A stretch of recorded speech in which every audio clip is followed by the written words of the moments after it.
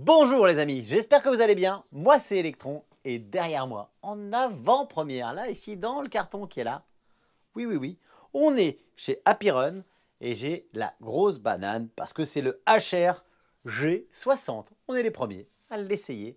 On est en exclusivité pendant le tournage. Il n'est même pas encore disponible sur le site de GTXR qui me l'a mis à disposition, que je salue et avec qui j'ai déjà travaillé plusieurs fois, qui ont toujours montré une belle réactivité, qui vont toujours envoyer des produits en parfait état.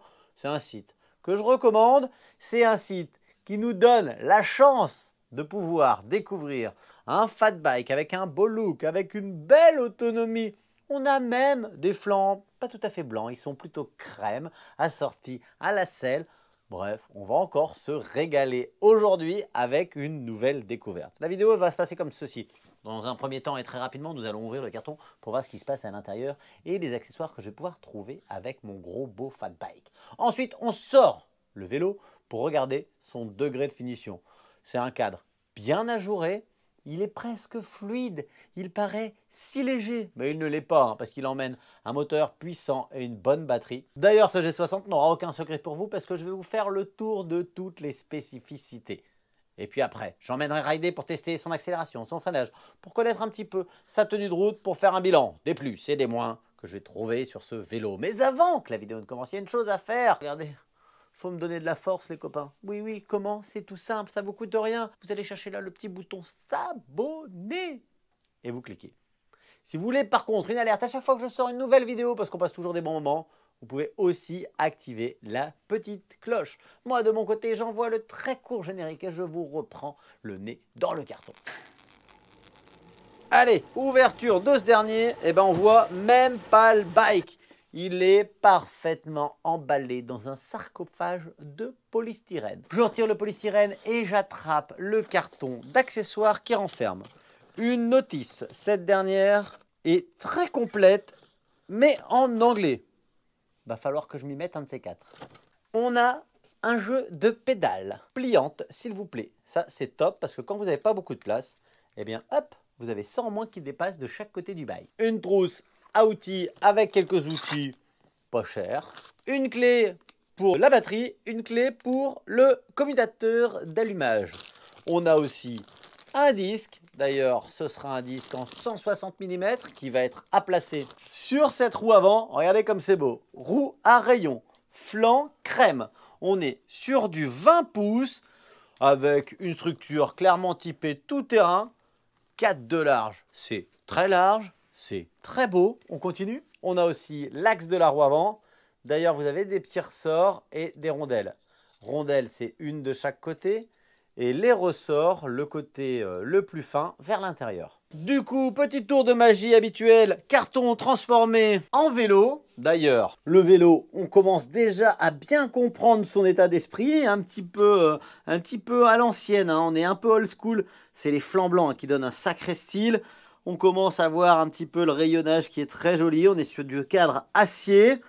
Là, je vais la placer, c'est la batterie, elle est en charge actuellement. On a 18 ampères-heure en 48 volts. On a un amortisseur placé ici en plein milieu du bike qui va nous donner un bon confort pour la partie arrière. On a une fourche qui va faire le taf pour la partie avant. Elle n'est pas réglable, on regardera ça après. Écoutez, je vais prendre l'un de mes plus beaux outils. On va défaire toutes ces petites visseries là. On va récupérer le disque avec les écritures vers l'extérieur. Je vais même ajouter sur les vis un petit peu de frein filé pour être sûr que ça ne se dessert pas. Allez, le bike monté, le voici. Alors clairement, j'ai installé la batterie que j'avais déjà chargée. J'ai mis l'axe de roue avant comme je vous l'ai expliqué. J'ai monté le guidon. Et puis c'est à peu près tout. Cherchez pas la visserie pour monter le phare. Elle est fournie avec le garde-boue. Vous allez la trouver, vous embêtez pas. Tout y est. Tout est là pour le montage. Et franchement, le résultat est plutôt beau. Moi, ce que je vous propose, c'est de parler des specs. Et là, on va être très bien parce qu'ici, on a un moteur. C'est marqué ici, regardez, en 48 volts. Pour des roues en 20 pouces, c'est 750 watts. Donc, on devrait avoir un truc assez nerveux avec une très bonne démultiplication puisqu'on est sur un dérailleur Shimano 6 Index. Cassette, là, elle fait 7 vitesses. D'ailleurs, vous voyez qu'on a une chaîne dorée. C'est du plus bel effet, ça va bien avec le look du vélo et sa couleur. Plateau fixe à l'avant. Le dérailleur Shimano, il est commandé ici par une commande pouce-pouce pour les 7 vitesses. On a un petit accélérateur qui est désactivé. Je ne sais pas comment on va pouvoir l'activer. On verra ça plus tard. Commutateur à clé pour l'allumage. Ici, on a l'allumage des phares. D'ailleurs, le phare avant, il est surpuissant. À l'arrière, il est bien puissant également. Il cache un feu stop, des clignotants qu'on commande ici. C'est plutôt sympa, c'est bien réalisé. On voit que ça ne devrait pas trop craindre la flotte. Le klaxon. Eh bien, c'est pas mal, hein. Là, on a un bon gros compteur que je connais. Et d'ailleurs, je connais aussi le tuto débridage. Regardez, là, actuellement, on est bloqué à 25 km/h. Eh bien, regardez, je vais éteindre le vélo. Je vais enclencher frein et accélérateur à fond.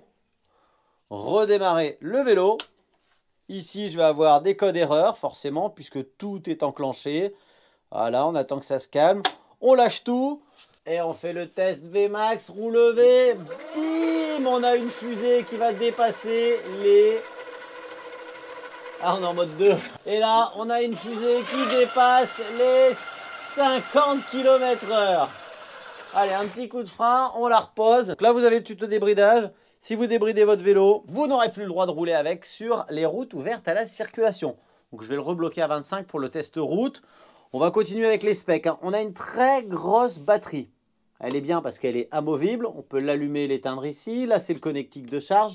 Et quand je dis grosse batterie, eh bien, on a tout simplement 18 ampères-heure en 48 volts. Avec une batterie comme ça, même sans pédaler, on est censé pouvoir rouler 50 km. Donc, c'est pas mal. Donc, c'est carrément pas mal. En pédalant, on en fait plus. Et du coup, si on roule débridé, on en fera moins. Mais en pédalant, on en fera autant. Bref, on est bien barré avec 18 ampères et ça, c'est très très bien. La finition, elle est plutôt brute, hein. On est sur du cadre acier. On dirait presque artisanal, mais je trouve que ça lui fait un bel effet. Garde-boue en plastique tenu à 4 endroits à l'arrière. Seulement une vis pour le garde-boue avant. La jante, elle est très jolie. Les freins, tenez, je vais vous montrer. C'est du frein à disque mécanique, hein, le 160 mm que je vous ai montré au déballage tout à l'heure. Freiné par un étrier monopiston à l'avant comme à l'arrière. Pendant qu'on est là, je glisse sur la grosse béquille, un petit peu patte d'éléphant. On va revenir sur le cockpit avec un gros compteur ultra lisible, hein. Vitesse instantanée, mode engagé. Là, c'est quand le vélo est prêt. Ici, on a le niveau de batterie, kilométrage total du vélo. Eh bien, tout ça, c'est plutôt cool. Alors, je ne suis pas trop sûr, hein. C'est peut-être un total ou c'est un journalier qui se remet à zéro un peu quand il a envie. Parce que je connais un peu ce display-là, c'est possible. Ici, quand je fais un clic, eh bien, je change le mode. Le support de guidon, plutôt joli. Brandé Happy Run. C'est Happy Run aussi sur la batterie, sur le cache qui est là. Et je ne vous ai pas montré de près l'amortisseur central, assez impressionnant. Là, je vais replacer les butées. J'en profite pour vous montrer un petit peu la fourche. Elle est plutôt basique. Il n'y a pas de réglage sur la partie haute. Mais bon, normalement, ça devrait faire le taf. Vous voyez aussi le garde-boue avant qui est plutôt minimaliste. Eh bien, écoutez, tout ça est plutôt sympa. On voit qu'on a des gaines pour le câblage. J'ai envie de l'emmener dehors, hein. Je vous donne rendez-vous dans un instant en extérieur pour le test accélération. Je vais me mettre en position 3. Pour changer le mode, un appui court sur le bouton S. 3, 2, 1, c'est parti. Accélération. Voilà, je suis poussé par le moteur et me voilà à 25 km/h. On est sur un bike plutôt rapide. J'ai même pas changé les vitesses, donc j'aurais pu avoir une plus belle accélération. Restez avec moi. Et là, le bike, il est bridé à 25 km/h. La plupart du temps, on a une bonne réactivité de l'activation du moteur. Là, vous voyez, j'ai mis le petit coup d'accélérateur. Mon accélérateur, il est activé. L'accélérateur, faut dire ce qui est, il a une petite latence. Mais ça nous permet de rouler vraiment tranquillement sur ce bike. Le vélo est plutôt ferme. On est vraiment sur un châssis qui est bien conçu. Au niveau de la puissance...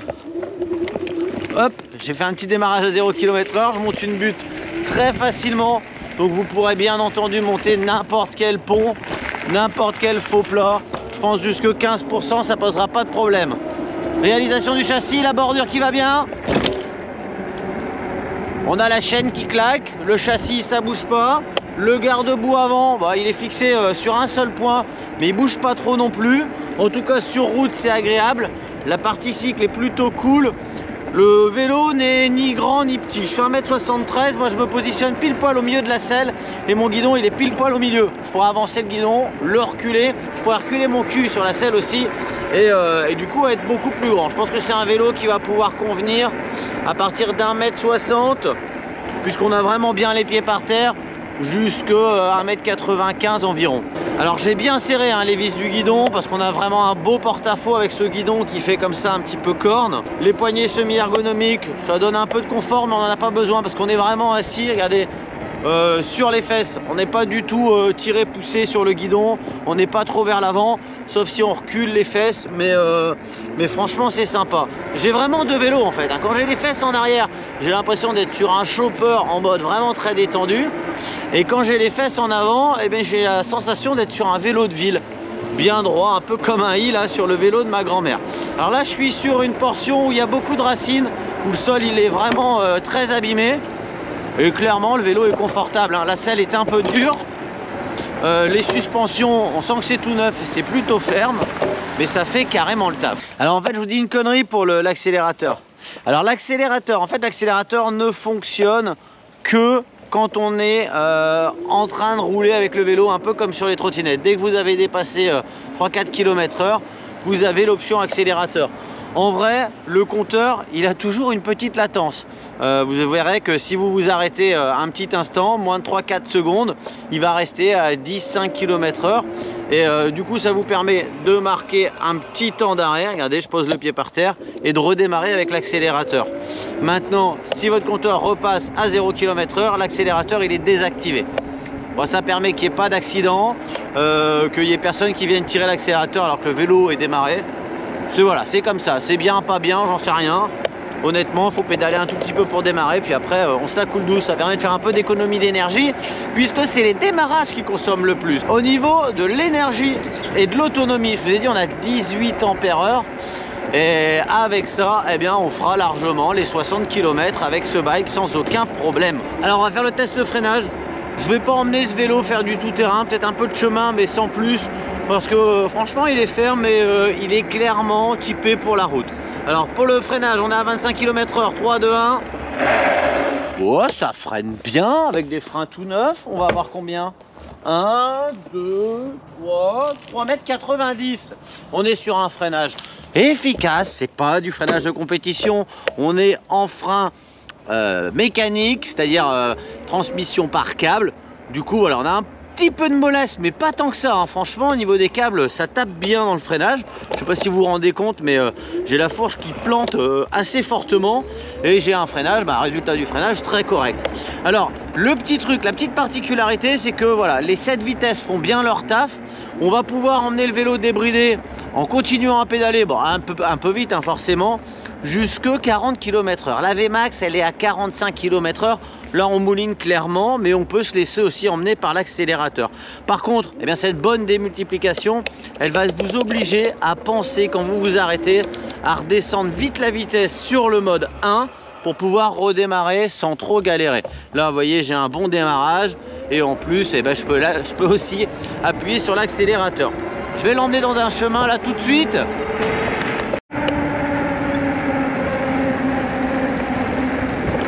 Alors le vélo a des gros atouts, le châssis c'est vraiment sympa, ça s'emmène bien, on a des vraies sensations de moto quand on le met dans l'angle, c'est hyper agréable.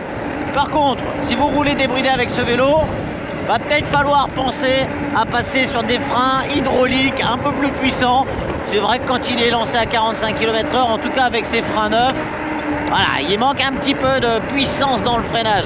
Mais alors dans les courbes, on se régale, le châssis est plutôt rigide, franchement c'est de la boulette. Bon, avec ce type de vélo en ville, c'est vraiment de la rigolade, on se régale, on se faufile, c'est génial. Alors je viens de faire un petit test courbe rapide, il faudra faire attention aux pédales, parce que vous avez des pédales un peu basses forcément avec un châssis comme ça un peu rigolo. Eh bien j'ai frotté un petit peu ma pédale. Quel régal! Ce vélo, c'est la balade cool.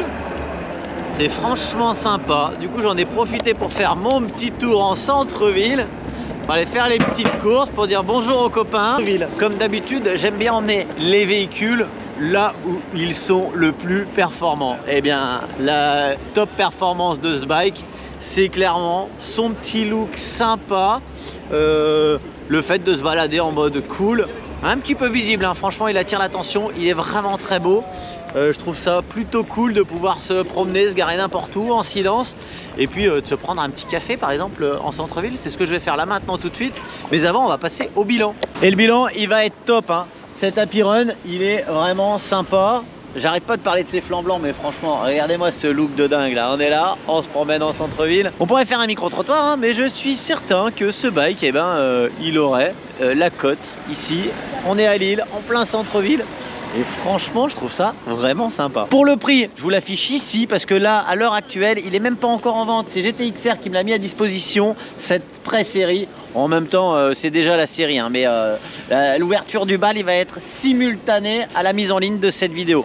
Donc cette fois, eh bien, vous pourrez en profiter parce que souvent avec GTXR, la qualité-prix est très agressive.